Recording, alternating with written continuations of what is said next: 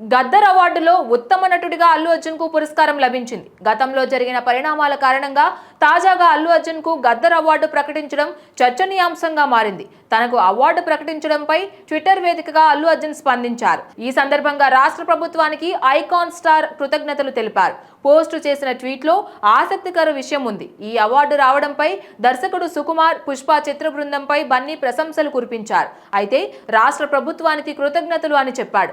మినహా ఎక్కడా కూడా ముఖ్యమంత్రి పేరు ప్రస్తావించలేదు.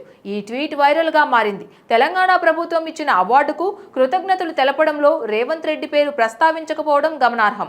తెలంగాణ ప్రభుత్వానికి అని ప్రస్తావించడం మినహా ప్రత్యేకంగా రేవంత్ రెడ్డి పేరు పేర్కొనలేదు. ఇది సోషల్ మీడియాలో రచ్చగా మారింది. గద్దర్ అవార్డులు పొందిన మిగతా నటీనటులు, సినిమా ప్రముఖులు రేవంత్ రెడ్డికి కృతజ్ఞతలు చెప్పారు. నటుడు ఎస్జే సూర్య అవార్డు పొందినందుకు రేవంత్ రెడ్డిని ప్రత్యేకంగా ట్యాగ్ చేశారు. ఇతర సినీ ప్రముఖులు కూడా అదే చేశారు. కానీ అల్లు అర్జున్, నివేదా థామస్ మాత్రం ప్రస్తావించకపోవడం గమనార్హం. జూనియర్ ఎన్టీఆర్, నాని కూడా రేవంత్ రెడ్డి పేరును ప్రస్తావించలేదు.